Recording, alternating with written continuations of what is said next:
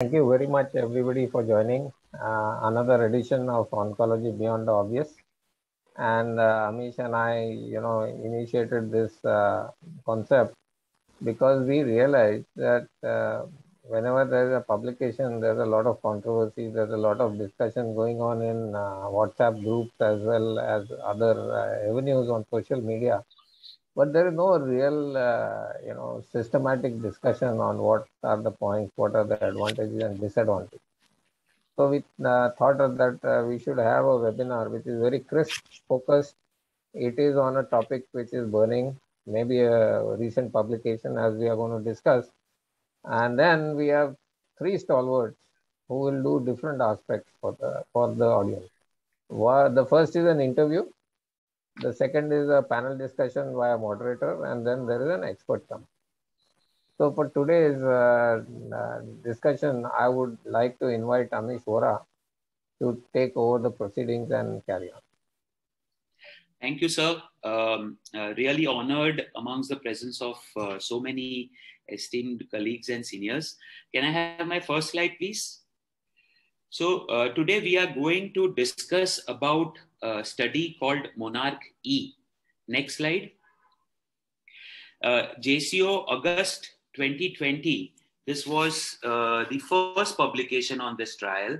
And this publication, the titled as abemaciclib combined with endocrine therapy of your choice or physician's choice for the adjuvant treatment of hormone receptor positive, HER2 negative, node positive, high risk early breast cancer. Next slide, please. The same study, updated version, was published in Annals of Oncology in September 2021. After this, the study got approval, but before that, let us look at the study. Next slide, please. So the study design was patients who were recruited or randomized consisted of high-risk early breast cancer, that means those who are not advanced breast cancer, who had 4 lymph nodes positive or 1 to 3 lymph nodes positive with at least either grade 3 or tumor size more than 5 centimeter. 1 year later, one more cohort was added where 1 to 3 lymph nodes positive and Ki67 of more than 20%. But those who had Ki67 more than 20% did not have grade 3 or tumor size was less than 5 centimeters. Previous slide, please. I have done the red circle here, which we will, I'm sure Dr. Raja sir would address this. Patients who were on hormonal treatment up to 12 weeks were also randomized. And this, I think, carries a great clinical significance going forward. So this is the group of patients. They were randomized into 2 arms. One arm consisted of abemaciclib 150 milligram twice daily, and along with endocrine therapy. And the second arm was a standard treatment, was endocrine therapy alone. The study treatment duration of abemaciclib was 2 years, and the follow-up was up to 8 years as clinically indicated. Next slide, please. Patient characteristics were well matched. Just wanted to point out 3 things. Pre and post-menopausal in hormone receptor positive were almost equal, 44% and 56%, which is normally you see HR positive more in post-menopausal female. That is one. More than 4 lymph nodes positive was 60% of patients, and high Ki67 was 45% of patients. Next slide, please. There were 2 follow-ups done. One was March 2020 and another was April 2021. By April 2021, 72% of patients completed 2 years of abemaciclib. Next slide, please. Absolute benefit at the end of 2 years, you see in the graph the curves separating, and the curves further separated at the end of 3 years, with the absolute difference in invasive disease-free survival of 5.4%. Next slide, please. There's a forest plot chart. one of the interesting thing which I found here is if you look at the node positivity, that is more than 10 lymph nodes, also was statistically significant. We are always worried when there are more than 10 lymph nodes positive. Apart from few minor, all other groups benefited by the addition of abemaciclib. Next slide, please. Distance relapse-free survival. This is a controversial thing. Many people say whether this is important or not. But again, exactly like IDFS, the curves continued to separate from 2 years to 3 years, and absolute benefit was 4.2%. Next slide, please. Very, very interesting point, and I don't know whether it was expected. Hazard ratio in favor of abemaciclib for first year was 0.79. Second year dropped to 0.68, and 2 years plus dropped to 0.596. So that means that the benefit maintained and increased beyond 2 years. Next slide, please. Intention to treat analysis, that means cohort 1 and cohort 2, both, they showed that patients with high Ki67 benefited better. I'm again repeating, benefited better with abemaciclib, with the absolute difference of 6%, and in cohort 1 alone, it reached up to 7%. Next slide, please. I mentioned better because even with low Ki67, addition of abemaciclib was better. And so that means Ki67 is prognostic, but may not be predictive as of today. Next slide, please. In terms of side effect profile, there were 3 worrisome side effects: diarrhea, deep vein thrombosis, and interstitial lung disease. And we will further discuss about that. Next slide, please.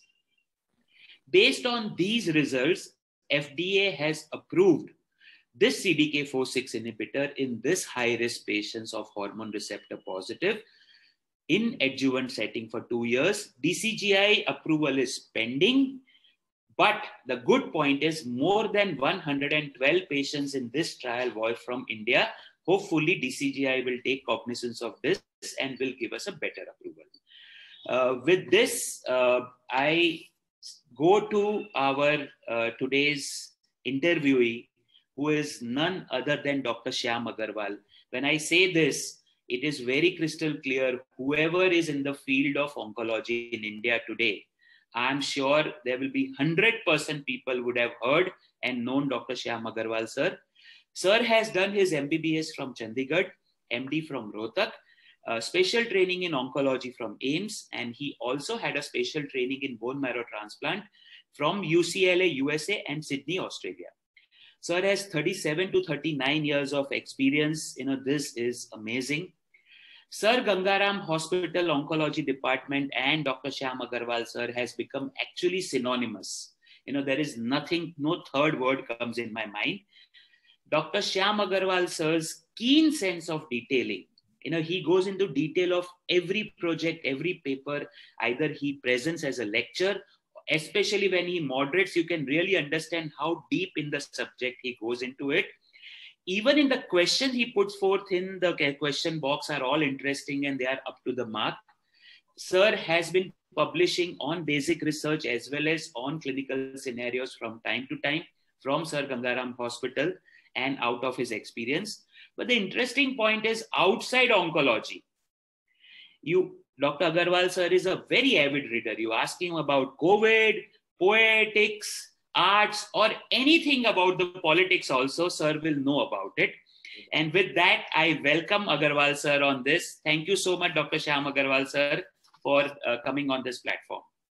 Thanks, Amish, for those extremely kind words.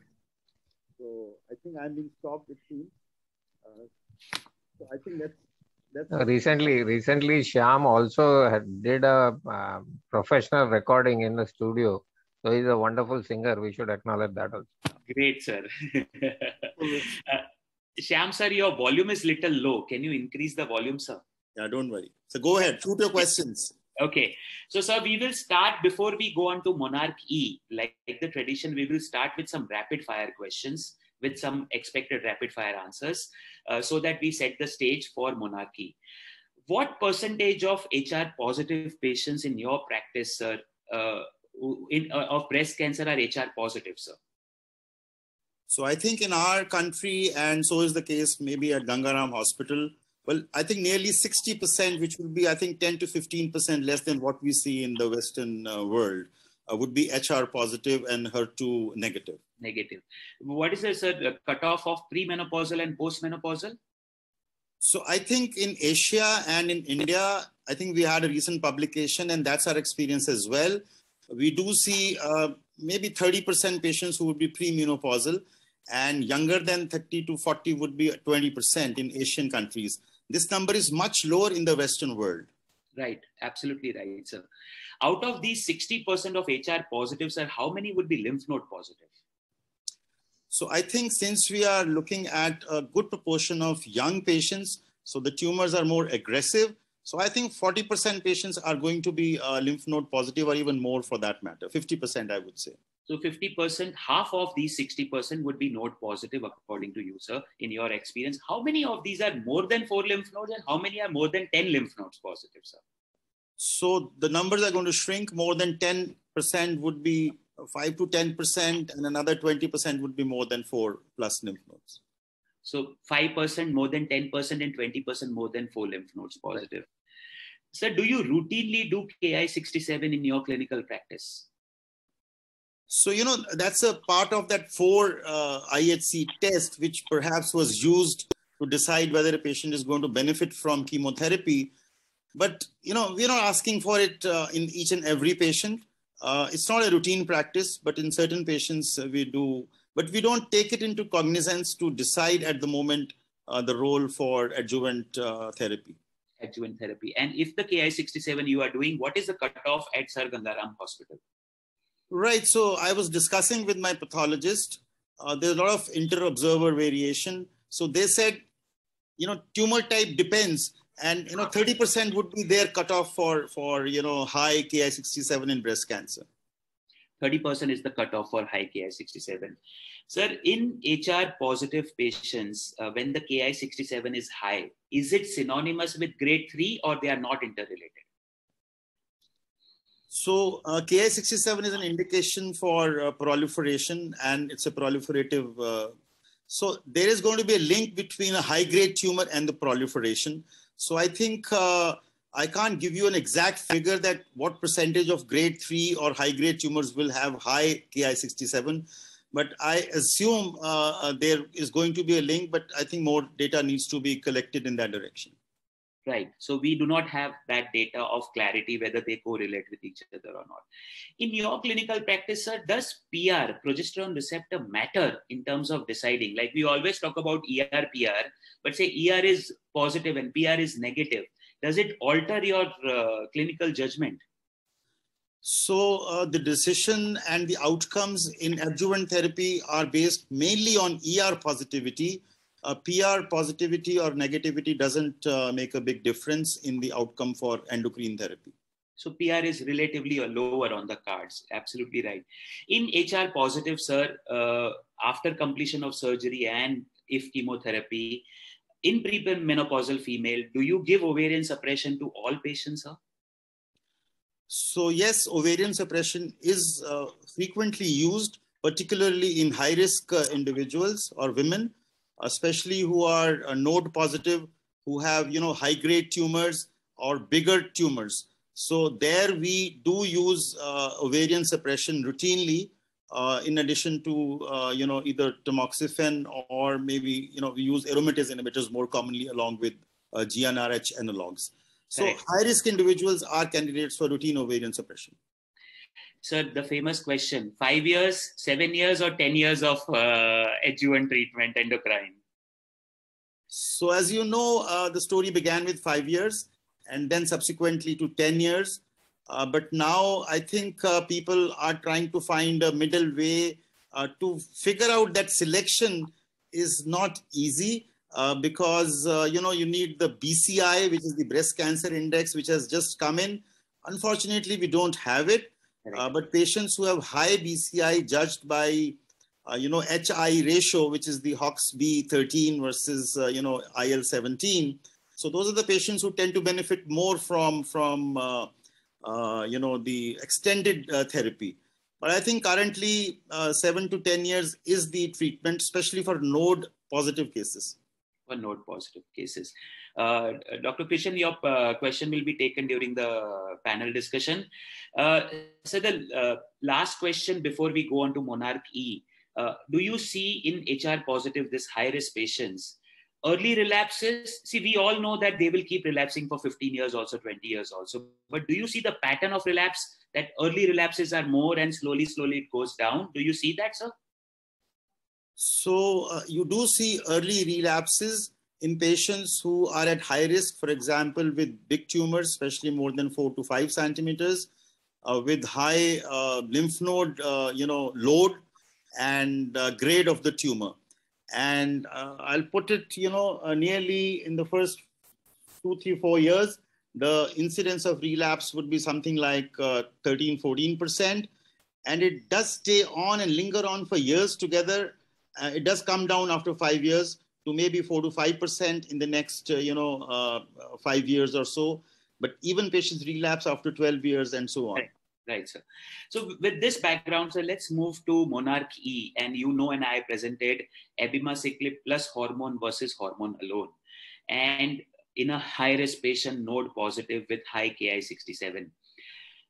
Do you think that this study was the need of the hour, and you are happy that this study has come out to be positive study, sir? Absolutely, Amish, because as we said, we have a bigger load of younger patients, aggressive treatment, patients who have big tumors, patients who have high lymph node involvement, more than 4, more than 10, and so on, and high-grade tumors. So I think this really fits into the real-world scenario for our country and other Southeast Asian countries. Very relevant to my mind. Very relevant. Sir, in the inclusion criteria, on 5,637 patients who were enrolled, they included 4 lymph nodes positive or 1 to 3 lymph nodes with either T size more than 5, grade 3, or Ki-67 more than 20%. Yes. Do you think any other criteria in real world fits into high risk in addition to this, sir? So there are other issues. For example, lymphovascular invasion is one criteria which could have been, incorporated. As I said, the breast cancer index or other genomic, variables can also influence the duration of treatment or maybe the intensity of treatment, which could justify. But I think this is a good beginning to my mind. And once we, have some handle of this kind of a drug and the results from other studies, I think this is a learning curve for us to perhaps eliminate chemotherapy from, for patients who are high risk or intermediate risk. So I think this is a very first study which is showing positive results. So we'll have the discussion, this is very... That would be the day, sir, 10 lymph nodes positive patient sitting in front of you and say, no chemotherapy. That would be the day, I feel. Amish, in post-menopausal women with the oncotype DX, so I think if the score is less than 25, so there are guidelines today to eliminate chemotherapy or to avoid chemotherapy. Correct, right, so, sir. So this is it's an additional tool with us now to work with and identify suitable patients. Absolutely right, sir. Sir, in this study, Ki-67 cutoff was 20%, and they had used DACO platform, which is now Agilent, based on the current reading, whatever. And they took this cutoff of 20% based on 2 trial results, NSABP B28 and WSG Plan B trial. They figured that if you have high Ki-67, 5-year invasive disease-free survival would be approximately 82.5%. That means in this high-risk patients, Ki-67 20%, expected recurrence rate or relapse rate would be 17.5%. Do you agree on this point? And do you think that we should switch to platform like DACO, which is already well established by FDA? So I think, as I said initially, that the inter-observer variation is quite a bit, in determining the Ki-67 percentage. And, people count the nuclei which are staining for the Ki-67. So this is something like, PD-L1 testing 50% or 49%, whether you're going to use the PDL1 inhibitor or PD1 inhibitor. So I think if you can standardize on a particular platform, then it becomes more meaningful. So I think we should look at standardization of Ki-67 scoring so that the appropriate benefit is passed on to the right patient. Right, absolutely right, sir. So till the time each, like it was like HER2 story. Now every hospital has standardized HER2 staining. Till the time it is standardized, probably it is better to use these platforms. That is what I get from you, sir, right? Perfect. So that comes to the important point, which we normally ask in every interview, primary endpoint being invasive disease-free survival and not OS. But in her HR positive patients, sir, do you think that OS matters, or is it IDFS which matters the most? So, a hormone receptor positive disease is relatively indolent, and there are so many options available subsequent to a relapse, and depending upon the type of relapse the patient has. So the results of overall survival are really going to be coming many, many years down the line. So, so you cannot be depending on the overall survival benefit demonstrated on the hazard ratio or the p-value. So you have to, work on, and, if you look at the tamoxifen and the AI studies, the overall survival benefit has been, not that great. So, and, you don't expect these kind of results, perhaps with these CDK4/6 inhibitors. So I think the IDFS and the disease-free relapse survival is, I think, more pertinent here. So if I understand correctly, IDFS is a very well accepted endpoint in these group of patients. Am I right, sir? I think I endorse that. Right, sir. Before we go on to your views of results, sir, the few patient characteristics which I wanted to share with you, earlier we said, but this monarchy said pre and post menopausal is 43 and 56%. More than 4 lymph node positive was 60% of patients. 45% of the patient had Ki-67 of 20% and above. This is a huge number. Does this correlate in our clinical practice, sir, or these are hand-picked patients? So as I said in the beginning, I think you do have a fair number of patients who fit into this category. And we do see younger patients. We do see tumors more than 5 centimeter. We do see patients who have, nodal involvement with especially 4 nodes and 10 nodes. So I think this applies to clinical practice, which we are, on day-to-day basis treating patients. This mimics the real-world scenario, according to you. Yeah, I think so. Now, what is Dr. Shyam Agarwal's take on results of monarchy? I presented some slides, but would like to understand from you, sir. So you showed those, 3 analyses at various time points, and I believe the last one was at 27 months. And the results are staying on at each analysis, and there is nearly 30% reduction or in the IDFS at the 27-month time point, and the hazard ratio is like nearly 0.7 as you showed, and there is absolute benefit as well in the outcome. What I felt was more important was the disease-free relapse survival. Again, there, the hazard ratio is still holding on to 0.69 or in that vicinity. Right. So there is a 30% risk reduction, and there is absolute benefit there. So I think this kind of data, I believe, at 2 to 3 years was not seen in trials, maybe even with tamoxifen or with aromatase inhibition. So this is really, really looks like path breaking, although it's very early at this point in time. But I think that is what sums up the study here. Of course, there are forest plot variations for different subgroups, which you can, point out. But I think this is very robust as it stands today. Right, sir. So you talked about distant disease-free survival, If IDFS incorporates DDFS also. Yes. But how do you read this? Because, I always get confused. As Dr. Sudeep Gupta is part of this, Last time when we were talking of Olympia trial, he said he would not give so much of significance to DDFS. But in clinics, local recurrence versus somebody getting in liver or in bone, I think is significant. What is your take, sir, on this? Yeah, so I think I strongly believe, because IDFS means that it could be a relapse on the contralateral breast, which could be easily treated.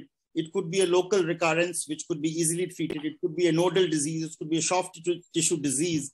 But distant disease recurrence is detrimental for overall survival, to my mind, certainly contributing to that. And that is why I feel that the DRFS is more meaningful than as compared to IDFS. So here you have the primary endpoint, of course, was IDFS here. But I think having a good outcome on DRFS is also equally important, or even more important, to my mind. Right, sir. So widening or reducing hazard ratio as each year of follow-up passes, right, from 0.8 to 0.68 to 0.6. Do you see at 5 years it would be probably 0.5 or 0.4 in this study? So that's a very interesting question. So it depends. The cyclin D expression seems to be at least driving the early relapses, so which are being controlled by the use of CDK4/6 inhibitor abemaciclib. So what is the role of cyclin D expression in more indolent disease? How long does it sustain? Because now these patients are going to be off abemaciclib because it was to be given for 2 years. So I predict the effect, carry-over effect, may not be that long, but that's like, fishing in difficult. Sir, why 2 years? Why not 3 years or 4 years of abemaciclib? Why 2 years? So the answer to that question from me would be the maximum, relapses, as I said, are in the first 2 to 3 years. And I'm sure the people who designed the trial would have taken some carryover effect, and they covered for 2 years and then another 1 to 2 years of carryover effect. And as you know, the Natali trial with ribociclib is for 3 years. Yes. And the Penelope trial is for 1 year.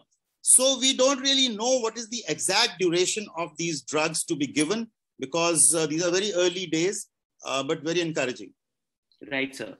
So if I understand correctly, Ki-67 in a patient of 60% with 12 lymph nodes positive, you won't be tempted to go beyond 2 years, right, sir? we believe in evidence-based medicine. Right. So we have to show, 2 versus 4 years of trial, and only then we can think. Only then we can see. So otherwise, we stick to the data what is shown to us. That is what we do all the time. So chemo is anyway given to all these patients. Yes, except for I think 4 to 5% of patients who did not receive chemo, remaining all received chemo. Before we go on to the side effects, sir, why do you think Pallas and Penelope were negative study and Monarchy was positive study? A lot of discussion about Palbo, Ribo, Abema. What is your take? Why was this study positive and other two were negative? So there are a few things which have been brought out. One is that the kind of patients which were included in the Pallas study particularly, so they included more of patients who were not that high risk.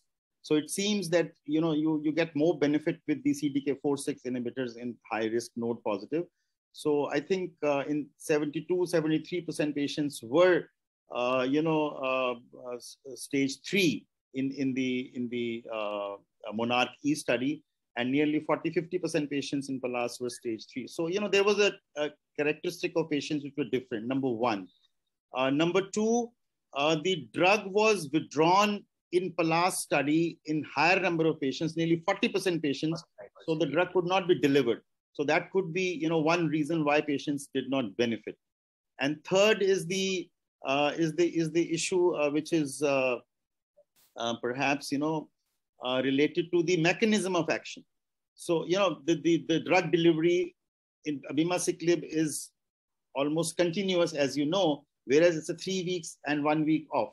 So these are 3 or 4 differences, which may be responsible for lack of benefit, which is seen in the Pallas study.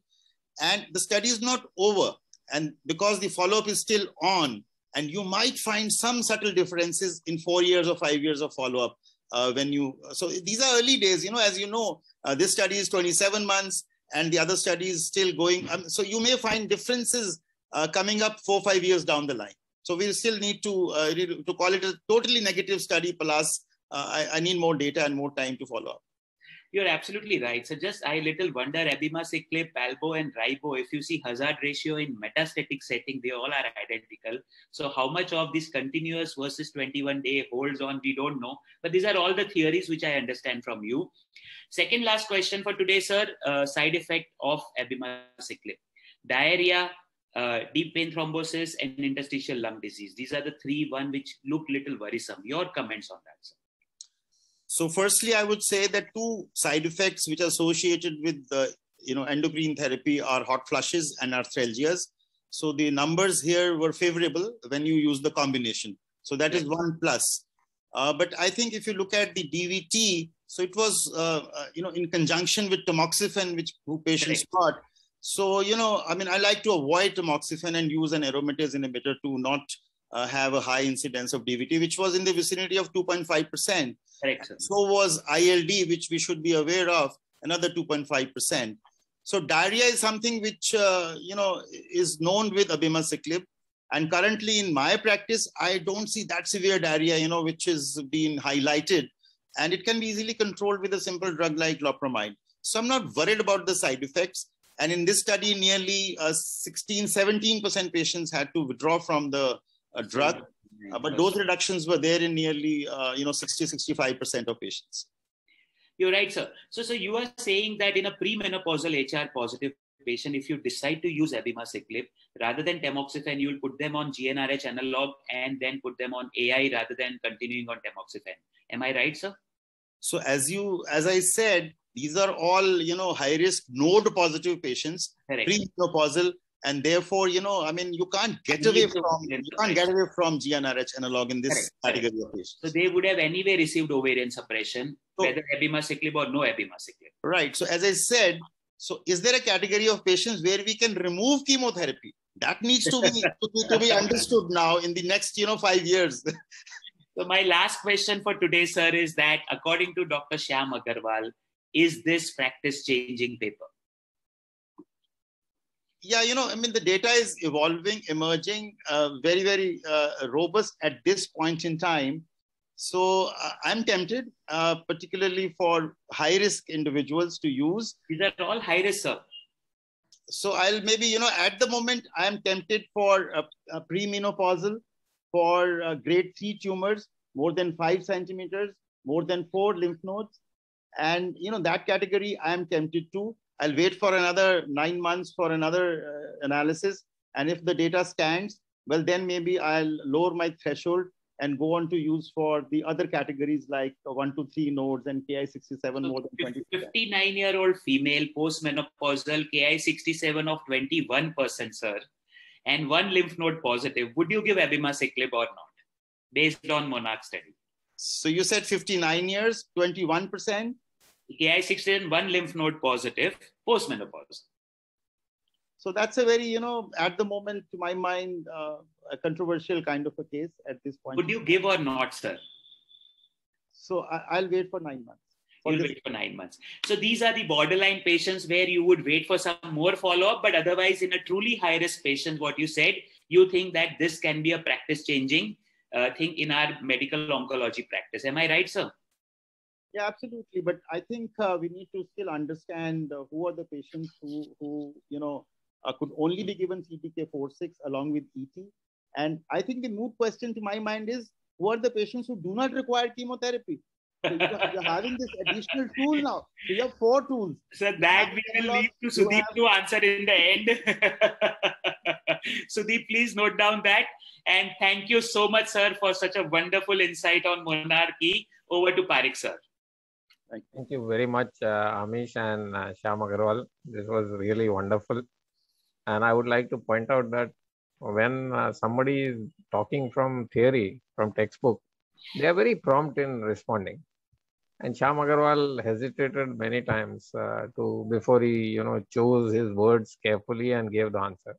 And that came because theoretical interpretation is backed with personal knowledge and a vast number of years of experience. So I think that is something that we have learned.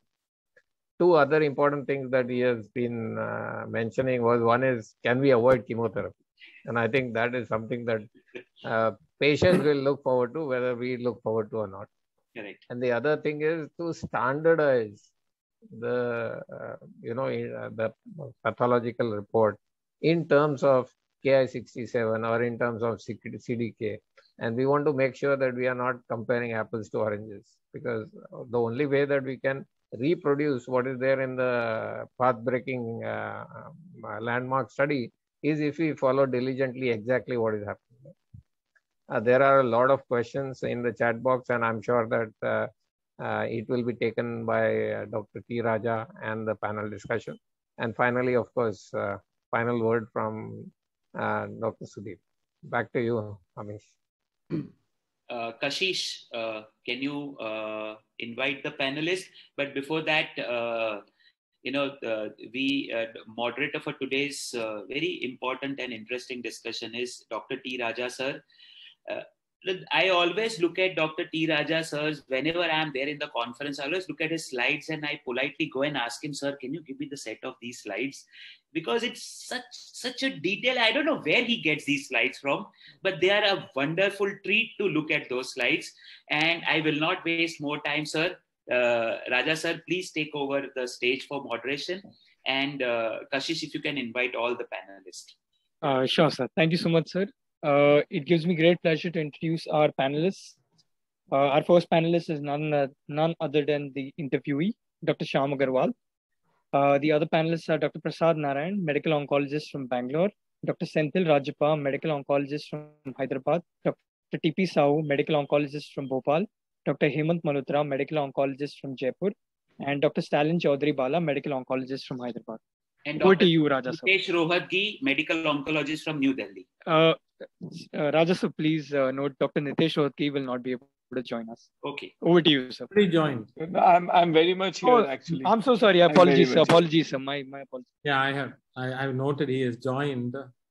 So first of all, my sincere thanks to Dr. Amish for this very kind invite, for this very exciting series of lectures that you have got, and fascinating and very fascinating interview. Fantastic.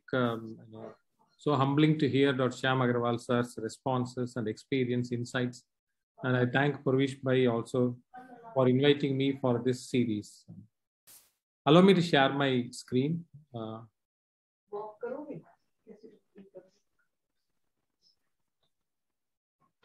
I hope my screen is visible and audible. All. Okay. Yes, sir. Please go ahead. I'm once again very thankful for the organizers for this great invite, and we'll get going with our panel discussion. The time starts now. So I feel exactly like this.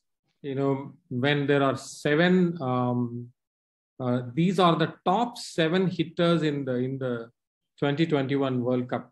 They were noted as the fastest scoring batsmen, and they were the top hitting batsmen. So when you are facing such top players and big hitters, one would wonder what to ask them. I think that's exactly probably how our team had felt, and they had crashed out. So they didn't know what to bowl to them. So I feel exactly like that. Schoolboy in front of 7 professors, shall I say. But I thought I'll plan this panel discussion. I mean, much like what was asked in the Q&A. So we'll go on to look at the background of this study, and then we look at the study design, and then interim analysis that was presented in ESMO 2020. And then there was a primary outcome analysis in the SABCS 2020. And there were updated results in ESMO 2021 plenary session. And then something about the toxicity safety.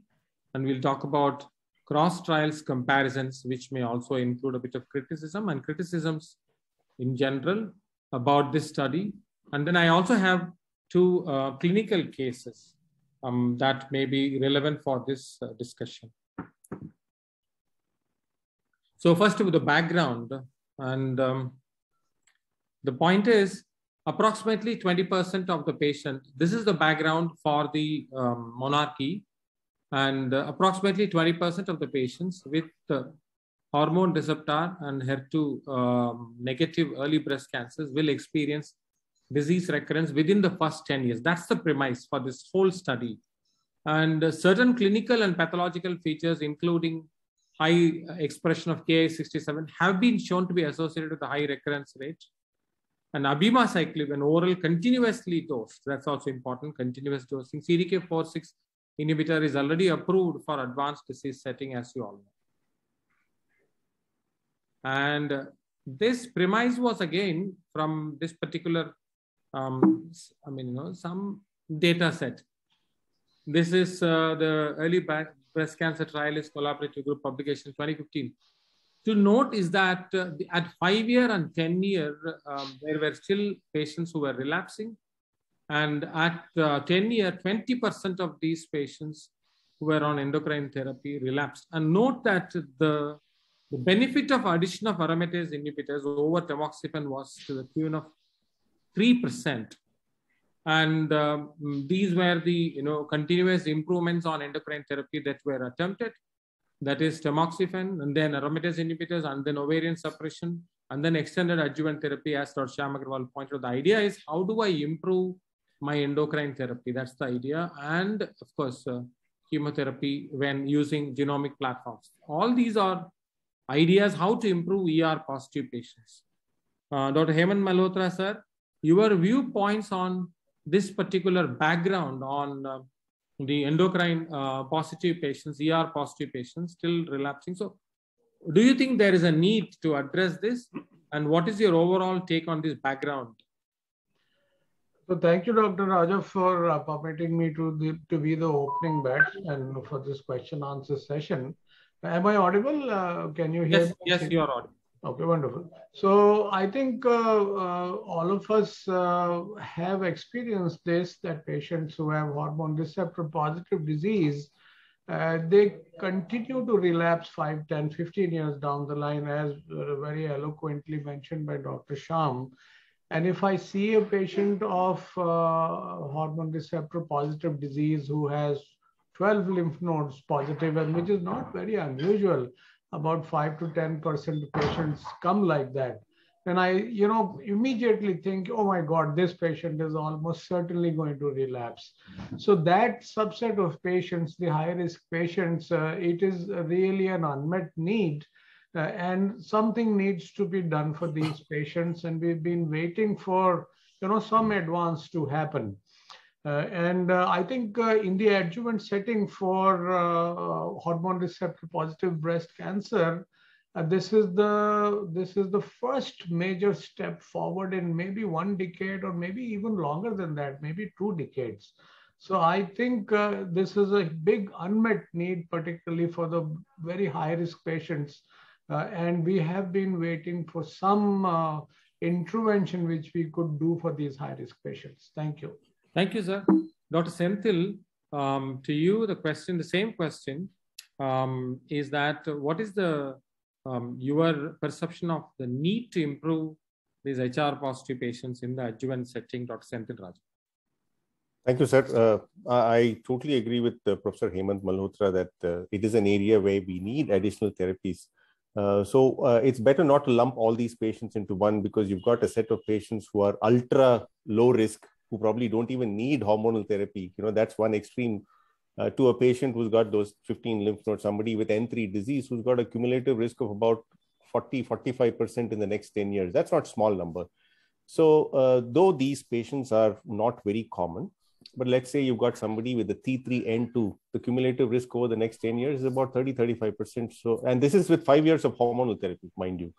So I think a significant proportion of these patients are likely to respond, and especially those with high risk. And in these patients, we don't have anything beyond the AIs plus ovarian suppression if it's a premenopausal lady to offer.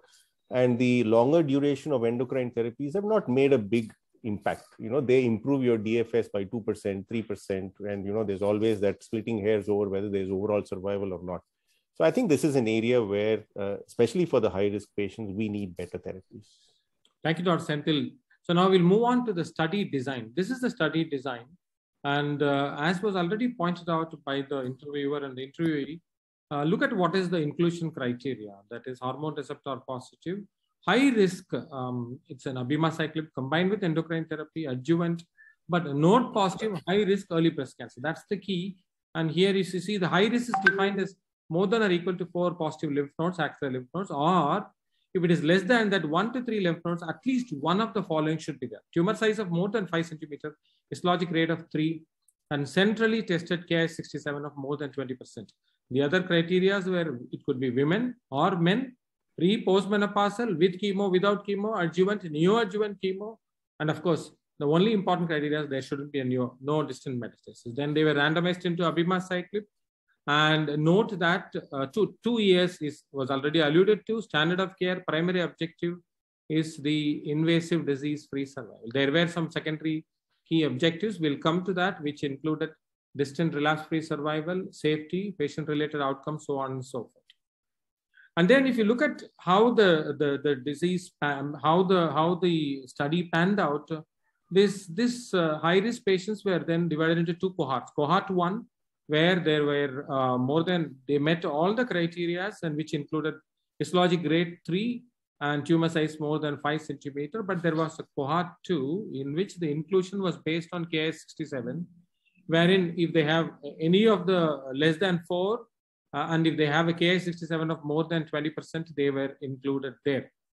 And this demographics was pointed out, but quickly coming to the most important point is that median age was 51 in both. And if you look at, there were premenopausal 40%, and prior chemotherapy, neoadjuvant chemotherapy was in 37%, and adjuvant chemotherapy was received in 58%. So only 4.5% did not receive chemotherapy. And if you look at the lymph nodes alone, 60% of them nearly had more than 4 lymph nodes, and 1 to 3 lymph nodes were there in about 40% of the patients. So that's the study design. Coming to the study design, Dr. Nitesh, what is your comment on the idea about selecting these node positive or high risk, and what is your comments on this inclusion criteria in general about the study design, Dr. Nitesh?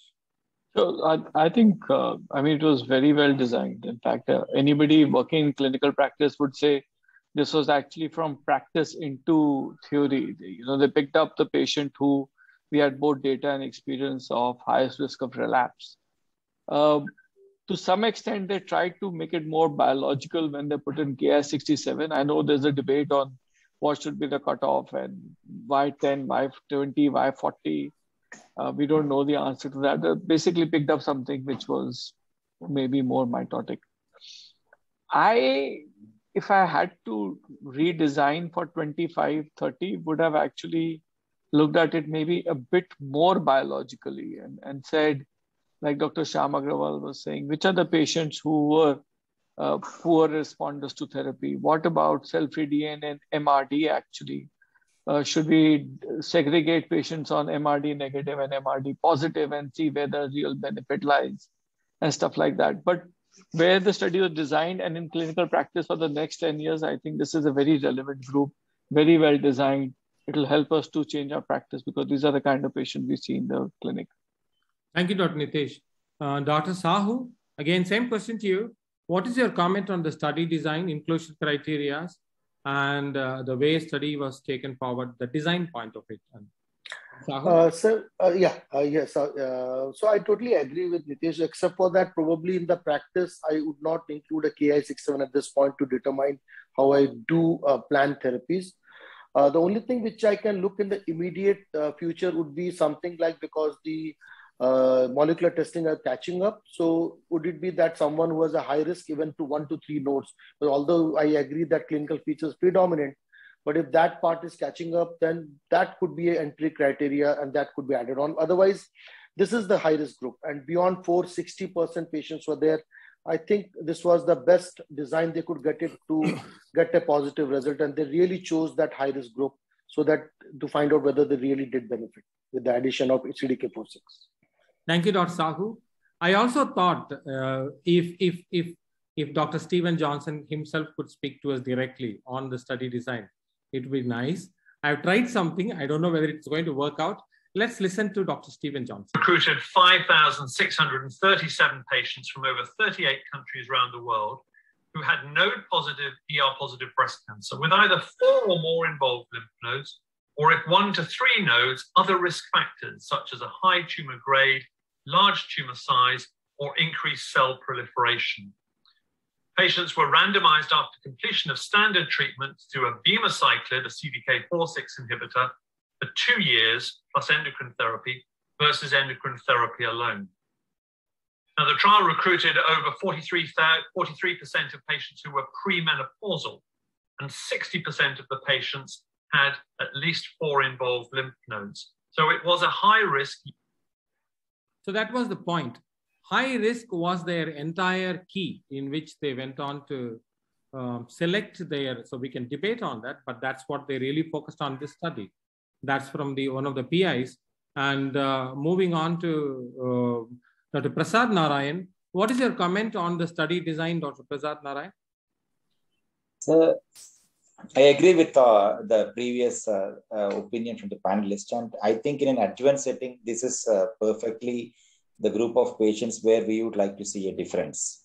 And coming to the topic of biologic high risk and anatomic high risk, I think when we have chosen based on the anatomic high risk, the biology should follow. So as Nitish said, I think this is good enough for the next at least 5 years for our practice. Totally agreed. So let's look at what happened with this study. Median follow-up of 19.1 months. And, Ki-67 population is 1,000 on both the sides. And, we will look at some of the time points. Interim analysis happened when 323 events happened. And at that time, 12.5% of the patients had completed 2-year treatment period. And then the primary outcome was presented, and wherein 395 events had happened, and 25% of the patients had completed 2-year treatment, and additional follow-up was later presented, in which 72% of the patients had already completed 2 years. And these were at median follow-up 15 months, 19 months, and 27 months approximately. So these were the description of the, and the first presentation was made in the it was a ESMO presentation by Dr. Stephen Johnson himself as a late-breaking abstract in 2020. And this is the most important numbers he presented. The IDFS rate was 92% for the abemaciclib arm and 88.7% for the endocrine alone arm, which is 3.5% benefit.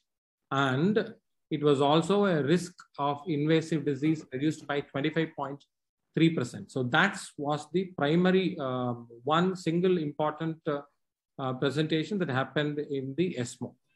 Now, Dr. Stalin Chowdhury, what is your take on the IDFS presented in the first interim analysis? Will that be an interesting observation at that point? Would you be tuned into further? What is your take at that point, Dr. Stalin? Thank you, sir. At that point of time, only 25% of the patients has completed the treatment protocol. But even though the difference, 3.5% absolute difference and 25.3% risk reduction was a good thing to happen at that point of time, but a longer follow-up is needed at that point of time because the median follow-up was only 15 months. You would have wanted a longer follow-up. Dr. Shyam Agarwal, sir, coming to you, when you heard it in ESMO 2020 with the first presentation of the IDFS, you were already excited, tuned in, or you would have waited, as you mentioned, sir? What is your take at that point? So, the study was designed for a hazard ratio of 0.73 with an 80% power. So that, was the primary endpoint, and that was met even at that point in time. So I think, as I said, so as you keep following up, if the curves keep on separating and this holds on, so I think this is really going to be really practice changing. So I think we really need to wait for a few more months to have some more handle on the data. Thank you, sir. We'll also listen to Professor Stephen's view on this IDFS. Younger age group population. At a pre-planned interim efficacy analysis, the 2-year disease-free survival rate showed a significant reduction in the development of invasive disease, which was the primary endpoint. Hazard ratio was 0.747, which equates to a 25% reduction in invasive disease. The absolute difference was 3.5%, which meant at 2 years, 11.3% of patients on endocrine therapy alone had already relapsed with metastases often in bone and liver. But only 7.8% treated with abemaciclib developed recurrence. And this represented a very significant reduction in risk of. So he says a very significant reduction even at that point. Dr. Hemant Malhotra, sir, is that reduction of something like a 20% plus is convincing enough for you to be attracted to this study?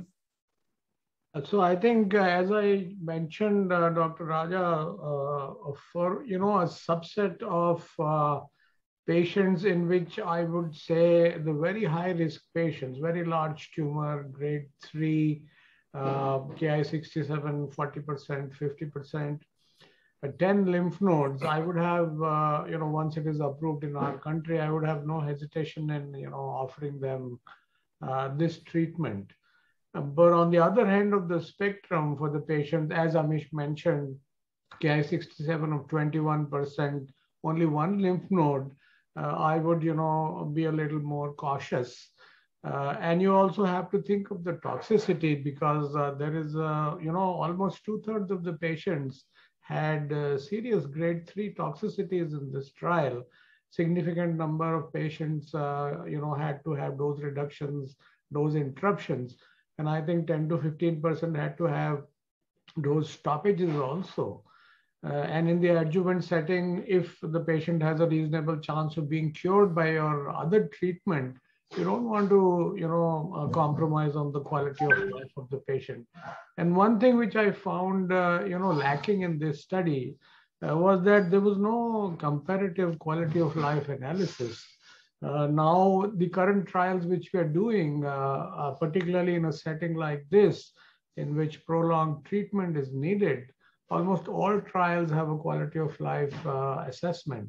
And that was somehow, I don't know, I don't think it was done in this study, but at least it's not been published.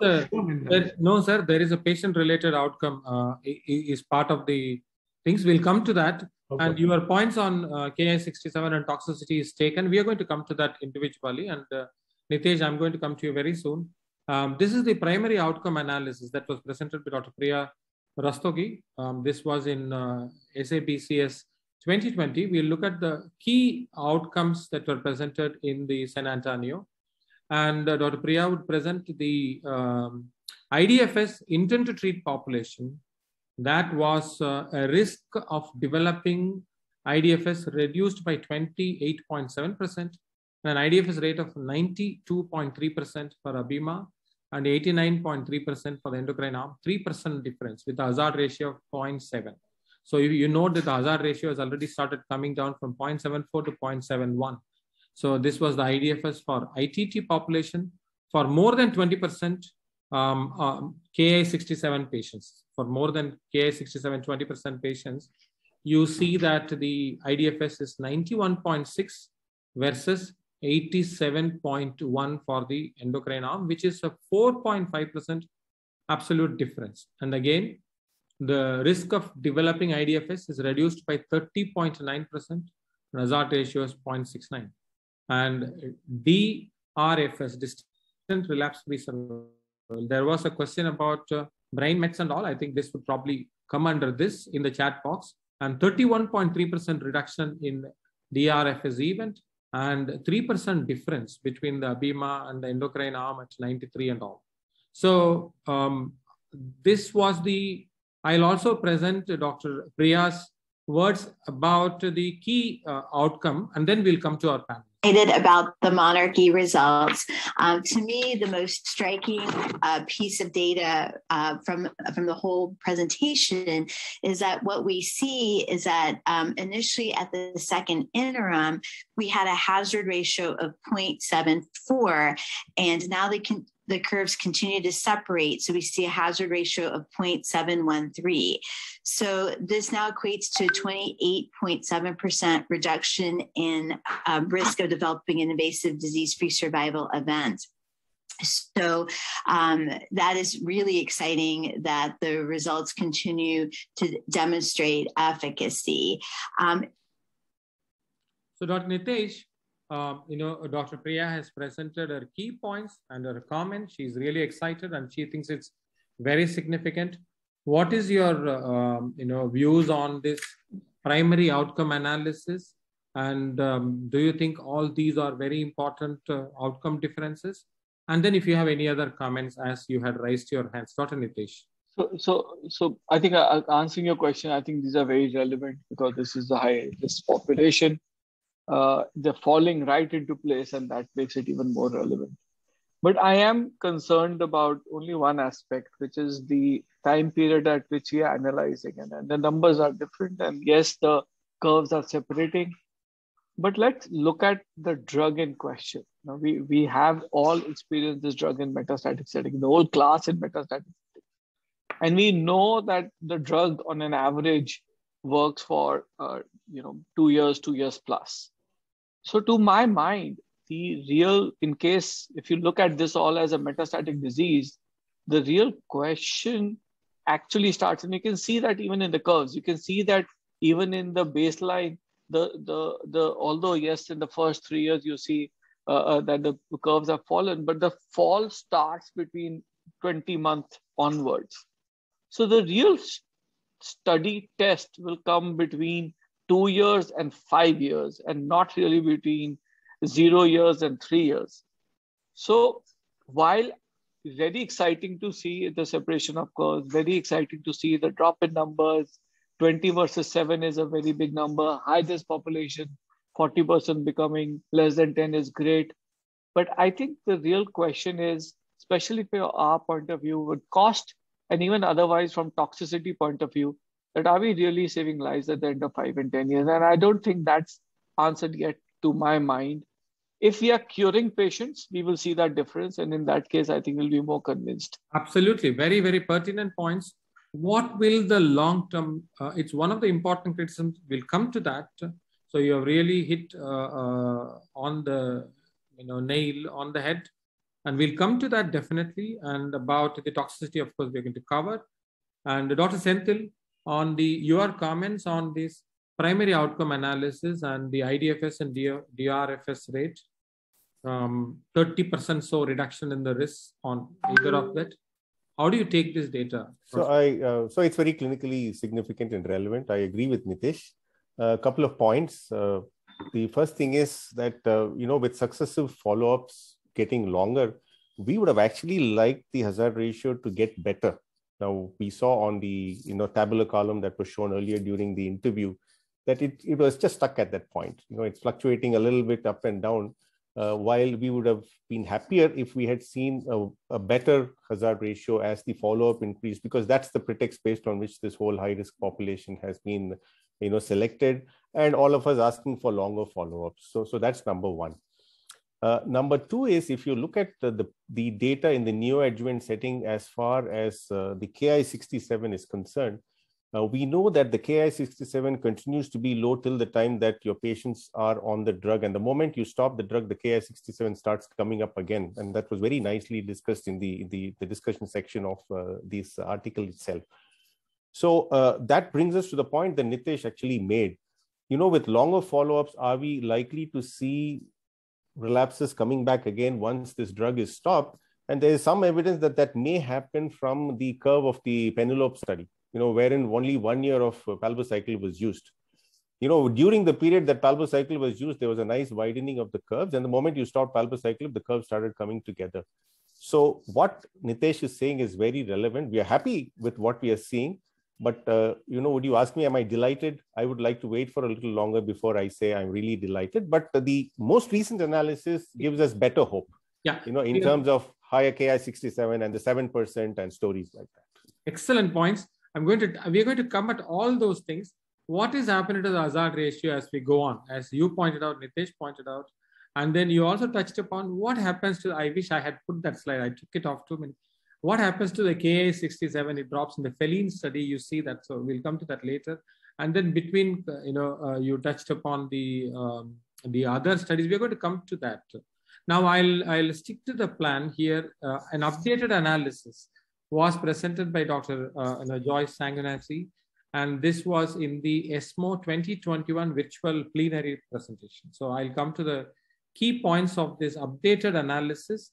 And this was at 27 months of follow-up. And as already pointed out, I think this was touched upon by Amish. He also wanted to point out that the endocrine therapy, 12 weeks, is one of the inclusion criteria. So we'll come to that. And so this is the most important key outcome in the updated analysis. IDFS is the 30.4% reduction in the risk of developing IDFS. And now the IDFS rates difference is 5.4%. That is 88% for the treatment arm versus 83.4% for the endocrine therapy alone arm, and the hazard ratio is 0.69. And across all these subsets, this was previously discussed, but all I just want to say is consistent across all pre-specified subgroups. And then the DRFS also, if you look at it, is 90.3 versus 86.1, and the 31.3% reduction in the risk. And the absolute difference is 4.2% at 3 years. Hazard ratio is 0.6. And here is the table that both Nitesh and Senthil was pointing out. If you look at it again a little bit more carefully, the hazard ratio was 0.7 at year 1, and 1 to 2 it was 0.68, and year 2 plus it's 0.5. And again for the DRFS also, actually the hazard ratio is continuing to improve, and the increasing magnitude of the IDFS and the DRFS effect size from first year to second year, which is maintained beyond the 2 year. That's what beyond. But what will happen at 4 year? We're going to come to that. But this is what is the data as it stands. So this is the updated key points that are come. Dr. Sahu, your take. Sugar or pinch of salt, Dr. Sahu? Sir, can you come back to the last slide, sir? I think basically I agree to, this is actually the broken up year-wise. And what I see get out of it, when you don't get excellent hazards, bettering of hazards, you go on to get these data that from 2 to 3 years what has happened. But I'll just take one example into question here. The best known as per the long follow-up is the PALAS trial. The 2 year and 3 year, the difference absolute benefit was nearly the same of 4% of the adjuvant CDK4/6. From the 4th year onward, the benefit was lost. Although it did, we are not comparing both the trials. What I'm talking of these hazards is, I will just stick to that. Yeah. That the 2 year benefit, what we saw at around 17 months, at 27 months for median follow-up, we are looking at the same benefit. It has only improved from 0.69 to 0.71 to 0.69. That's how I take it. I would just take home the message that it has not fallen. It has probably stuck at the point or gone little better. Maybe another 2 years, I think the whole picture will be known to all of us. Little better is probably right. Maybe. Yeah. Agreed. So little better is what. Can I make one point on Ki-67? We are coming to Ki-67. I'll ask you the question. Don't worry. So now we are going to just look at this Ki-67 question. There were so many questions in the chat box on Ki-67. Everyone seemed to be more troubled with the Ki-67 than anything else about this study. Okay, let's look at what happened with the Ki-67. This is more than 20% population, and the IDFS in the intent to treat population, Ki-67 high patients is 86.8% for the study arm versus 80 points. So that's a difference of 6% at 3 years, 33.7% reduction in the risk of developing IDFS, and hazard ratio is 0.663. And this is IDFS in the cohort 1, where the cohort 1 was not selected based on Ki67 for the people who wanted to say loudly that this was an afterthought. The IDFS in cohort 1, which was not previously stratified on Ki67, and if they were more than 20% Ki67, it is 79 and 86. Again, 7.1% difference at 3 years, 37.4% reduction. And this is this was already shown by Amit, but the high points are this, that it is prognostic, and prognostic of worse outcome. It's not predictive. So the abemaciclib arm works whether you have a high Ki67 or low Ki67. But the point is this, even in a low case, it's 0.7 hazard ratio, but in high Ki67 patients, it is 0.6 hazard ratio. And there was a publication later in the Annals of Oncology. And just for the summary, if you look at patients who had a high Ki67 and if they were on the Abema arm, we ultimately achieve 86% versus 79%, so which is about 7% difference. And if you have a low Ki67, which is a good prognostic group, again, you have a 91% versus 87%. So here is the point. Here is 4% difference if you have a low Ki67, and you have a 7% difference. The point is, it works either way. It works beautifully when there is a high Ki67. That's the argument. Sahu, you wanted to say something about this? Yeah, I was exactly coming to that point, that when I look at these updated results, I get two things. There is a beautiful chart which is there that the cohort 1, the Ki67 high, mainly the data came from the cohort 1, which was 1,000 odd patients. The cohort 1 and 2, if you put together, added only another 150 or 170 patients. So the whole thing, what I get about it is, if I take in Ki67 isolation, I'm just looking at 150 patient data. And if I look at the cohort 1 alone, more than 20%, most of these patients have other high risk factors. So around 80 to 85% patients of the high Ki67 have other risk factors. So are we not making too much out of this Ki67 story? And okay, I would consider is one of the risk factors with others, because 80 to 90% of my patients with high Ki67 have other risk factors. And that is what is coming out of the Abema. Your point is taken. Let me rephrase yourself. Ki67, if it stands alone, will it take the merit? That's what you want to say. But I want to say that in clinic, invariably, they come as a team. They don't come as a single player. This is not a singles, this is not a tennis match. This is a team. Exactly, sir. That's the point we want. We'll come to that. Doesn't matter. We'll come to that. So, but Dr. Stalin, what is your take on Ki67? And then I'm going to move on to the safety results. Dr. Stalin. Yes, sir. I agree with your comment that Ki67, high Ki67 patients obviously will have the other high risk features. So it usually comes with other risk factors, the high risk factors like the high nodal burden and the higher grade of the disease. So coming to the Ki67 in the cohort 1, as you have shown, it has shown benefit even in the low Ki67 prognostic group also. The 4.5% absolute benefit even in the low Ki67 group also. But the magnitude of benefit shown in the high Ki67 group is high, and that is good point. And because they are the patients who have a very poor prognosis, tend to recur early. So that is to be taken, that the patients with a poor prognostic group, it is showing a good magnitude of benefit. Point taken. But the only thing is, I am not able to give a satisfying answer to one argument that Sahu put, that if I take only cohort 2, and then I want to look at what merits. I don't have the data, so I didn't have an answer, but what you said is right. So now we'll quickly move on to the safety. So these were the treatment emergent adverse events. As everybody knows, diarrhea, expected fatigue. So this is all well-known safety events, but it may be very relevant to point out to the safety event, because we're going to come to how it would impact the final outcome. So these safety events were consistent with the other known abemaciclib studies in the advanced settings, so on and so forth. And discontinuation rate. This is very, very important. Abemaciclib discontinuation the discontinuations actually happened within the first 5 months, and after that the discontinuation rate really settled down. So that is one of the key important message, and the total discontinuation actually stands to only 17%.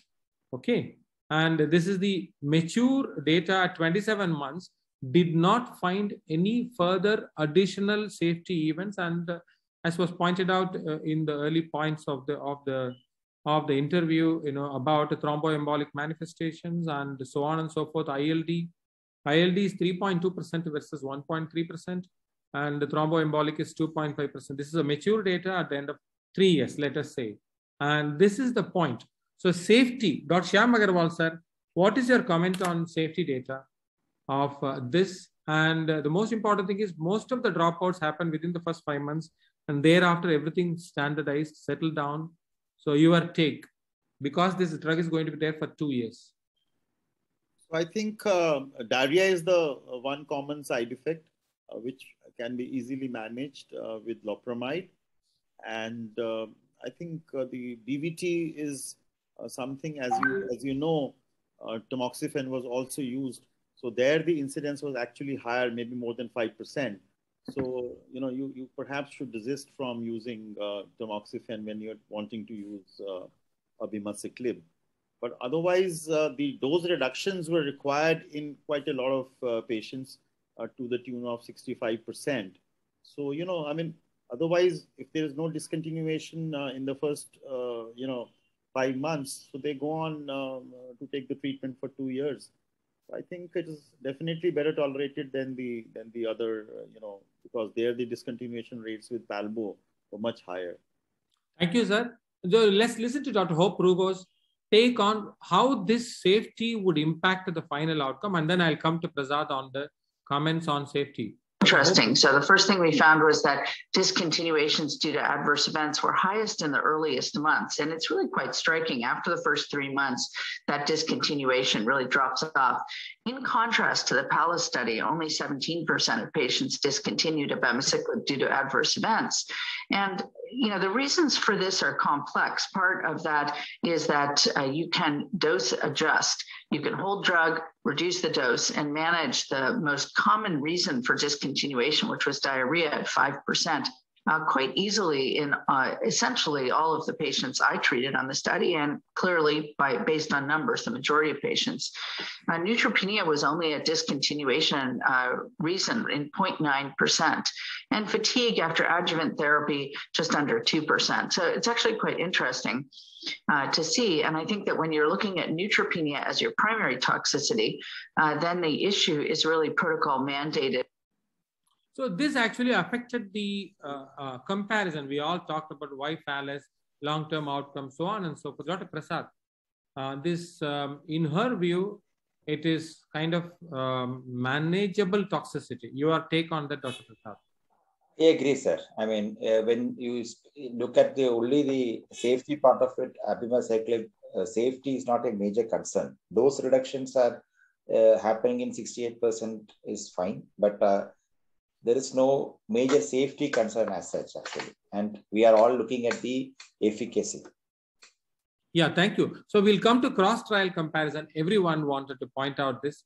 So why there is cross-trial? There are few other important trials, and everyone pointed about the PALLAS trial.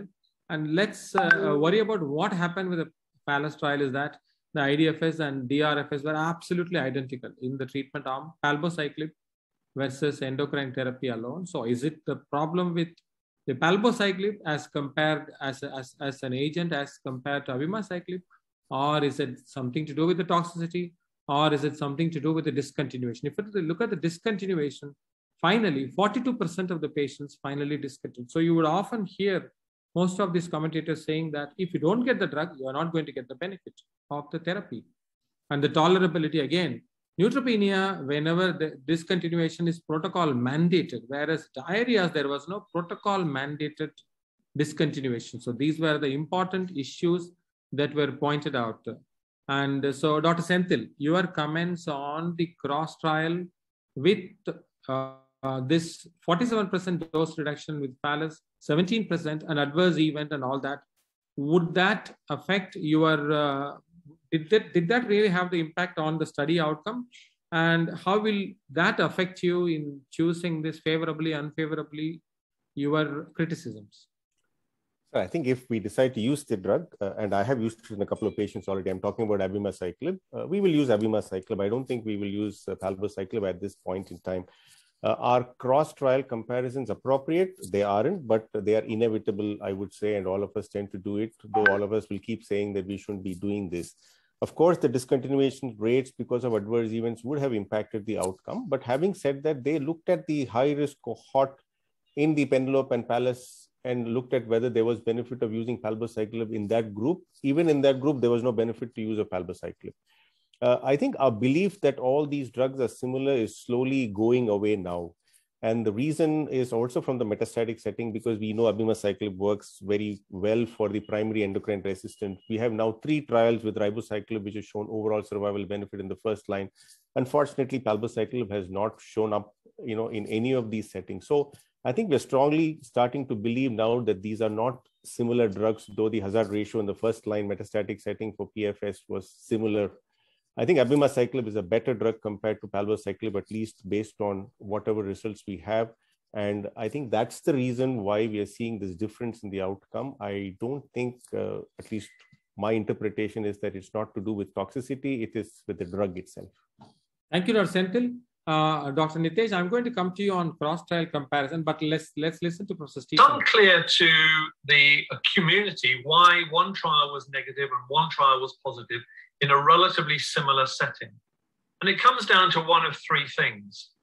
Either the differences in study population, because Monarch E recruited very high-risk patients only. Secondly, the ability to stay on drug because discontinuations were high in Pallas, and therefore patients weren't able to take or benefit from the therapy. And thirdly, possibly differences between the drugs. Abemaciclib is continually dosed, whereas palbociclib is intermittent dosing, and they have different spectrums of activity on CDK4 and 6. So these are important trials, and we will have to do further follow-up of both of them to really understand more who the patients are who benefit most. So that's again, if you look at the other trials, as was already pointed out, the Penelope, you look at the 2-year IDFS, there was a 3% difference. And there was a 3% difference at 3-year. And as was already pointed out very well by Dr. Nitesh and by Dr. Senthil, it really kind of merged at 4 years. So what will happen at 4 years is one question. And I also pointed out about the discontinuation rate with all of this and whether that is impacted. And there were some other, important ribociclib adjuvant trial is the only trial that is still open between the palbo, ribo, and abemaciclib. This trial is still open, and I think we are expecting in the 2023, I'm told. And there are again neoadjuvant approach with neoadjuvant abemaciclib, and this is something that Dr. Senthil was pointing out. Feline study incorporated. What happens to the Ki-67? So this is the broad landscape. Once you start using CDK, you will see the Ki-67 dropping down even in 15th day. So all these were pointed out when you do cross-trial comparison. Okay, let's get into cross-trial comparison. Dr. Sahu has already raised his hand. I'm going to come to you, Sahu. But before that, Dr. Nitesh, cross-trial comparisons. How did this trial fare as compared to others? Why would this trial be positive when everybody else is negative? Is it just a flash in the pan, or this is a statistical magic? No, I think it's not a true cross-trial comparison because the populations were different, actually. Okay. I think what Dr. Johnson said was very true. And the drug is different. We have seen that the fact that the neutropenia doesn't happen as much, the fact that the diarrhea gets controlled, the fact that there's continuous dosing, and it's somewhat stronger in that luminal B kind of tumors, higher Ki-67, low PR. So it is a different drug. It's a stronger CDK. Now, the problem with that is that when you pick up a toxic drug, Abema is a toxic drug, in a low-risk population, you are confounding the results. You're adding toxicity and you're taking away, of course, you're having attrition of the patient, but you're also confounding the difference in the curves by giving the wrong drug to the low-risk patients. I think in that respect, this was a fantastic trial because it isolated the high-risk patients And as I said, biological high risk, if we had segregated, it would have been even better. And then it is given a drug which is showing suppression of curves.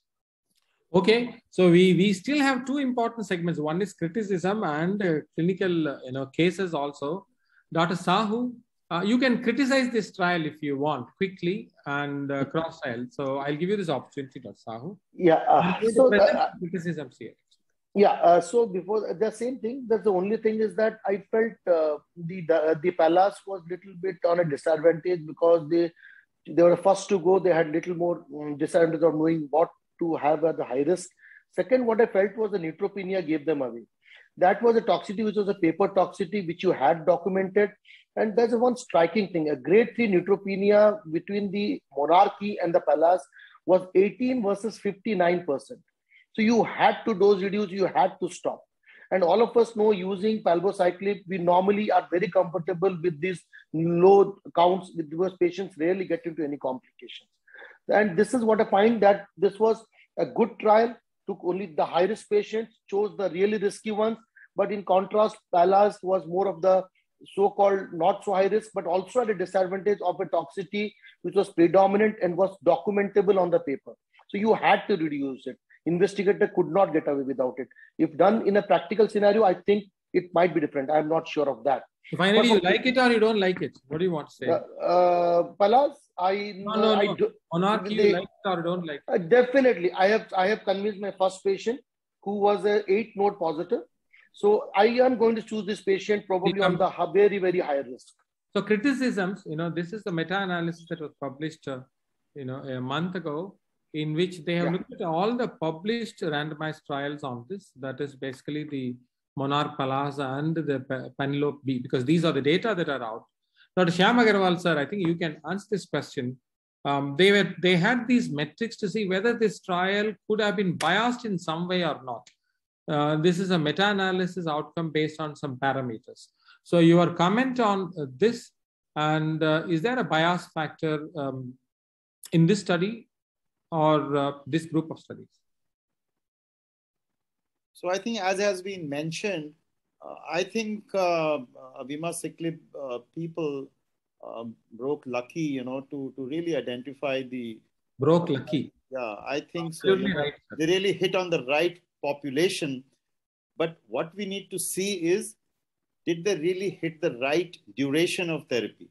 Okay. Because if in another 2 years or 3 years, the curves come together, so maybe we would say, I mean, even now we don't know 5 years, 7.5 years or 10 years. So I think that will be a very interesting part. But I think they really hit on to the right population to get. They really hit a lucky break. That's what you say. Excellent, sir. But my argument is that if you look at all the studies, actually all the studies, the hazard ratio are left of unity, except that the magnitude is different. And Dr. Hemant Malhotra, sir, your take on finally this study be standing out among all of these, Dr. Hemant Malhotra. So, Dr. Raja, I think like from a practical standpoint, as the data stands today, I would not use the drug for all the indications which were used in this particular trial. So as I mentioned, for the very high risk patient who has a Ki-67, going through the roof, who has more than 10 nodes, a grade 3 tumor, large tumor, I'm pretty convinced that in that subset, in which a very large population will relapse sooner or later, I would be happy to use that. And for the patients on the other end of the spectrum, I would wait for some more data. That would be my take. Thank you, sir. Now let's listen to Dr. Professor Regan about, as all of you pointed out, the same criticism she brings about, but we'll listen to her.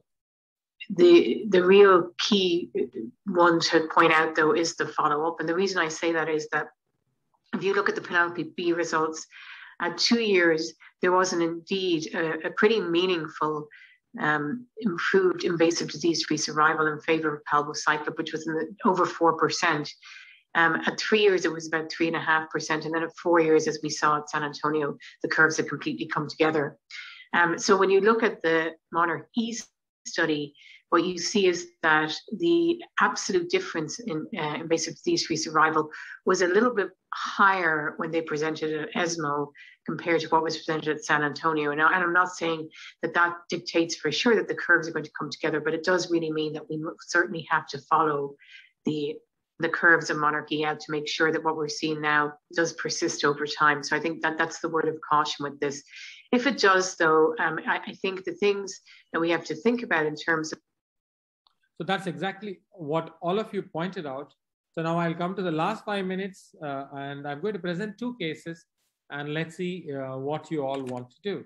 And this is case number 1. This is a 74-year-old lady, 72-year-old lady, and she had a T4D disease, N1 stage 3B, ER positive, PR positive, HER2 negative, Ki67 of 28%. So treated with neoadjuvant chemotherapy, 4 cycles of AZ, Taxotere, and she tolerated all that very well, underwent surgery, underwent RT. And this, if you look at the, the original disease here and the disease now, and then she undergoes surgery. And in this setting, in this patient, just for the, Dr. Prasad, would you want to put this patient on adjuvant monarchy data? That means, would you want to add abemaciclib to this lady? She fits the criteria, sir. Okay. Dr. Stalin, would you want to put this patient on abemaciclib or not? For this patient, no, sir. For this patient, no. Why, Dr. Stalin? So 74 years of patient, the tolerability can also be a problem for her. She took AZ Taxotere very well. And she has achieved such an excellent response. You see the tumor, she's undergone surgery. And so anyway, it doesn't matter. We are just asking your opinion. So you can stick to your opinion. You said no. And I will come to Dr. Senthil. Would you want to put this patient or not? Yes, would certainly consider doing that. And that was the original disease. Look at that, like a puree orange and such a bulky disease. So all that. Now, Dr. Nitesh, this patient's daughter is actually a surgical oncologist. She's a breast surgeon and she works in Harvard University. And so, of course, Dr. Bert Overmeyer is involved in this. And she has recommended as to put her on abemaciclib as per the monarchy data. And so we are going to put her on that. Dr. Nitesh, your comment? And I think this patient, I in fact think this patient makes most sense because she had a high Ki67. She had a very good response. She has a mitotic tumor and she has a high probability of micrometastatic disease sitting somewhere. Now, the problem in pathological CR is we are going to debate on what is the benefit of that and chemotherapy. Pathological CR, would that influence you? But I it would not at the moment unless you show me data on that. I think it's about toxicity and long-term follow-up. For now, I would put this patient on. Yes. Excellent. Because all the other trials did not look at the pathological CR or pathological disease as a part of their inclusion. It did, sir. It did. No, not all of them. Not all of them. Not all of them. One of them. That's what I and in fact, that's the reason for the correct. Of B alone. That's what I'm saying. I point out that not all of them. That's what I said. That's what I carefully said. Totally agreed. So we come to that. So another lady. So let's see who gets this case. If you give me a satisfactory answer, you will get a very, very high quality, bottle of wine couriered to you. So let's see who gets this. 36-year-old lady. We detected this disease post first pregnancy. T3EN node positive disease. And grade 3, stage 3B, 6 centimeter, ER positive, HR negative. HER2 negative, Ki67 30%. She was treated with neoadjuvant chemotherapy followed by surgery. In summary, young lady. And that's the tumor. You see this tumor here and you see the tumor. Such an excellent response. This is after the first 4 cycles of EZ itself, actually. Okay. And that's the tumor. Just within, if I can point out the months, just within 6 weeks, you will see such a good response. So that's what happened to this patient. So now this patient goes on to finish, this patient goes on to finish all the treatment, surgery, and all that. So now, let me come around. Dr. Sahu, would you want to put this patient on? She's a premenopausal lady and 36. Sahu, yes or no? This one? This one. Yeah, see, I think if it's the criteria, and I will give a LHRH agonist also for 2 years. And definitely would consider, because the Ki-67 is high, the tumor is of a good size, response although has happened, I would give it. Okay. So now I'll give the twist on this patient. Yeah, so what was the catch? Yeah, that's more important. So a 36-year-old lady, so she has a family history of malignancy. Okay. The father had a breast cancer, and at the age of 74, she turns out to be BRCA2 positive.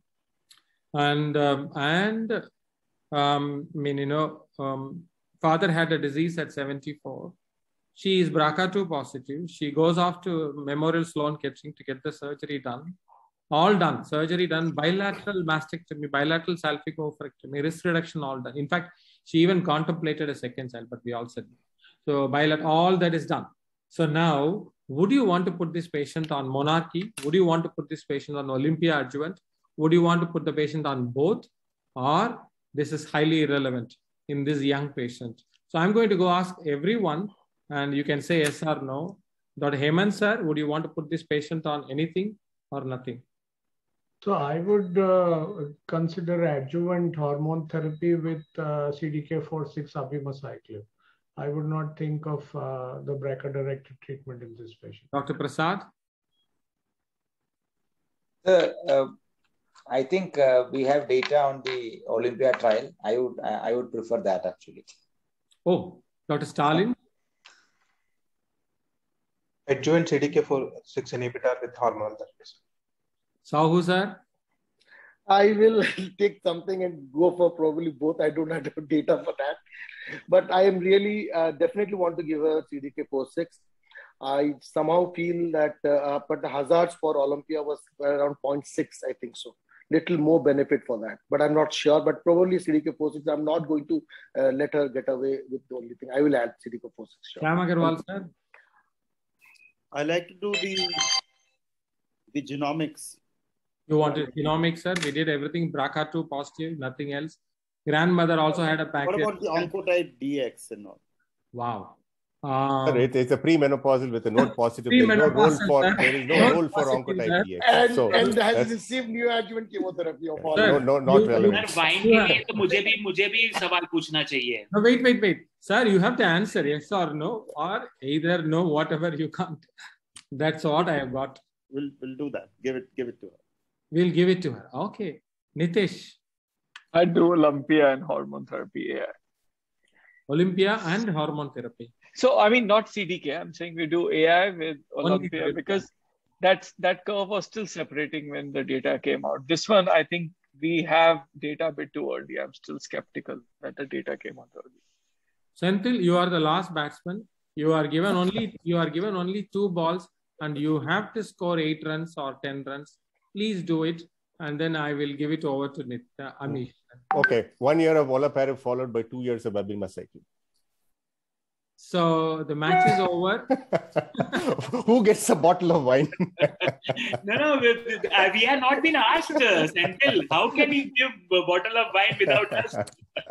So that would be my take. So, I mean, nobody knows the correct answer, but that's what I would think in a 36-year-old with a T3N1 and, all the things that you just said. So I'm finally there is an adjudicator.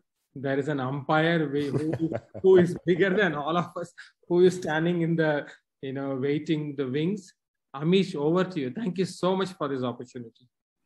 Thank you, sir. Such an amazing discussion, sir. We can't get over it again and again. But my point is, I have learned in the city of Delhi, if you have to stay, you cannot disagree with Nitish. So the 3 generations of family in this 36 years old had cancer, pancreas, breast and breast. It's a clearly BRCA driven carcinogenesis. You cannot not give olaparib to this patient, sir. But she had a very high, actually it's not that easy. She had a very high, I'll tell you how this whole question came. She had a very high ER positive disease. She has a very high Ki67. She presents with a bulky disease.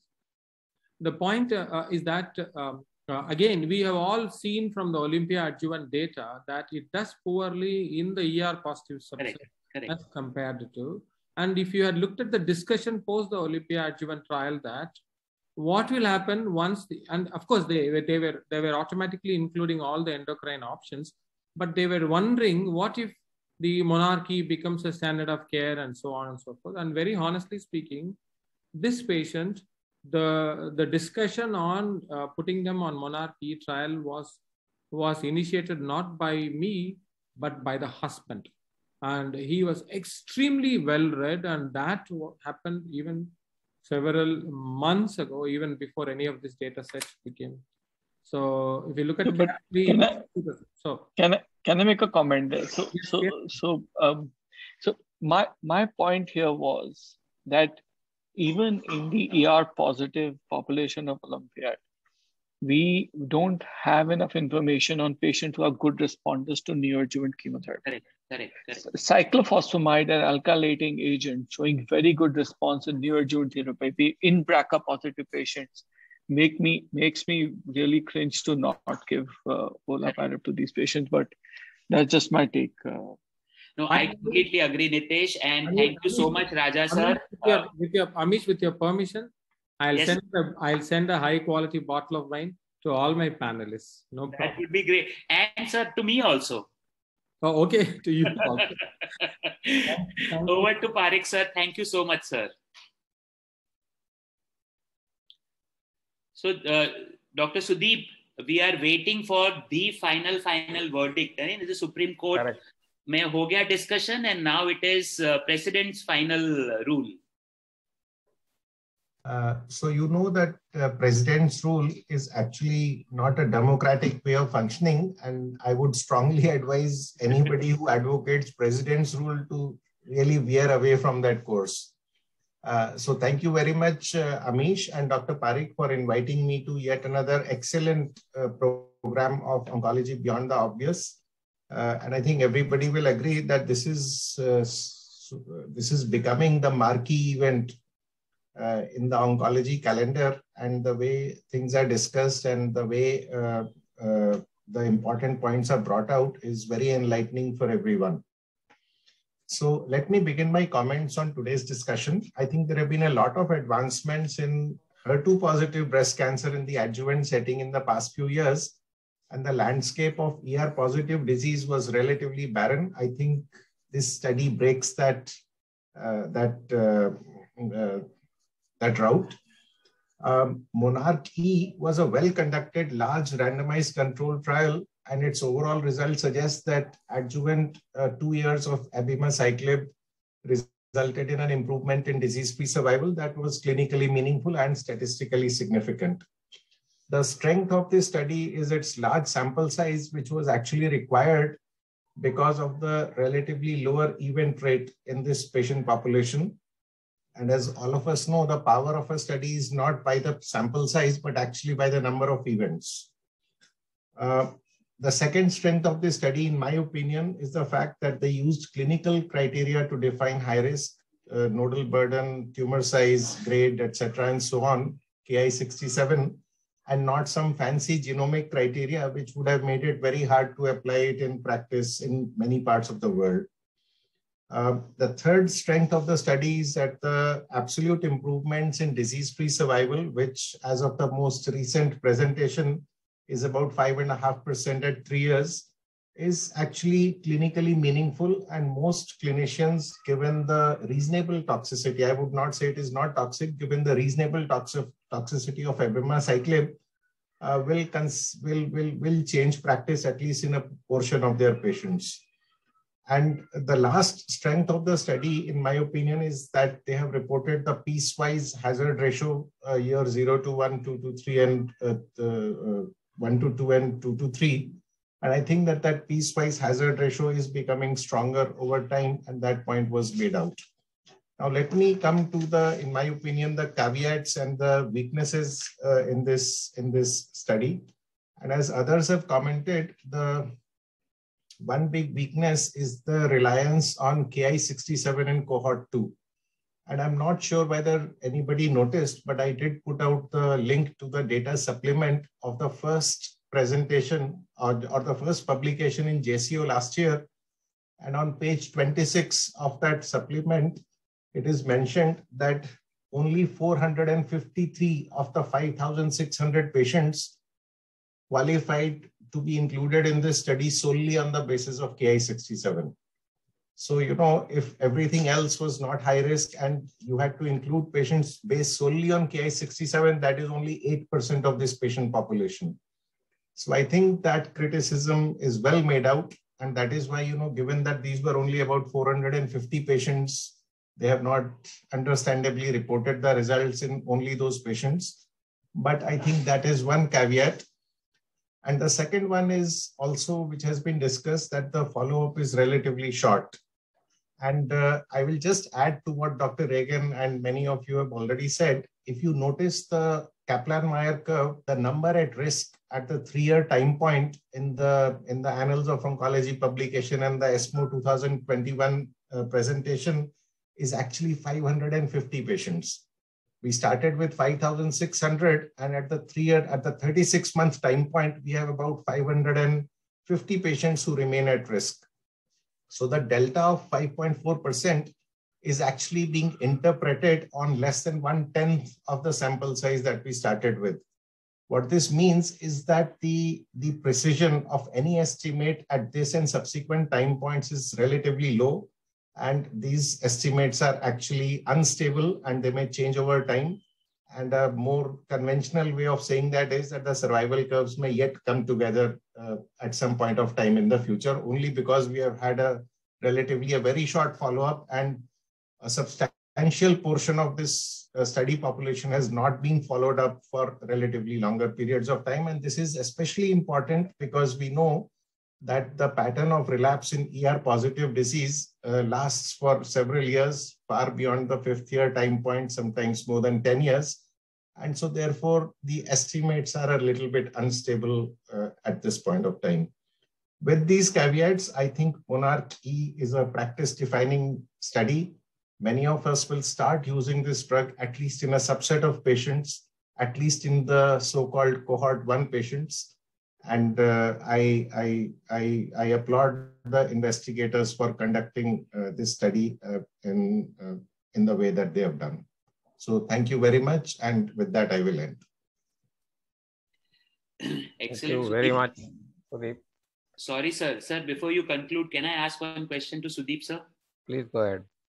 So Sudeep, the chat box is full of Ki67 as a mandatory requirement for abemaciclib. So that means, of course, we don't have the entire US FDA full prescribing information of whatever pages. Right now, the website mentions that you should have such high-risk features and Ki67 more than 20%. So assuming I have T size of 10 centimeter and 12 lymph nodes positive, I still need Ki67 more than 20% to prescribe abemaciclib. What is that's not my understanding. That's not my understanding of the eligibility criteria. I agree. But, if you see, of course, we need to go for the detailed FDA. No, I think what it will mean when it finally comes out is that if you were to rely solely on Ki67 to include a patient in this kind of a study or to deliver this treatment, then it should be done in a standardized manner by the FDA approved method, and then it should be more than 20%. I think that is what it can mean. It cannot mean that you have a patient with 13 lymph nodes positive and an 8 centimeter tumor and you still require a Ki67 of more than 20%. I agree. And in any case, if that is going to be written, then I'm going to ignore that advice. I agree. Thank you so much for clearing that, Sudeep. Thank you. Over to you, Parekh sir. Thank you very much. My job is to thank each and every of the faculty. I think Amish did a great job in preparing to grill and interview Dr. Shyam Agarwal, and he responded equally brilliantly. Dr. Raja, you actually incorporated some videos to highlight the key points, and I think that was a very nice way of bringing the KOLs, international KOLs into the picture. panelists responded beautifully to your questions and gave their insights. And finally, Sudeep has done a great job as usual in giving his thoughts on what actually is the value of this data in the real world. So I thank everybody. I thank the audience. We had a 3-digit participants, and that is really great. And I hand over back to Amish for the final word. And also remind everybody that next month again, same day, same time, we will have the next session of Oncology Beyond the Obvious. Over to you, Amish. Just would say, stay safe. And I think it's a dinner time for everyone. We'll meet next month. Thank you so much, everyone.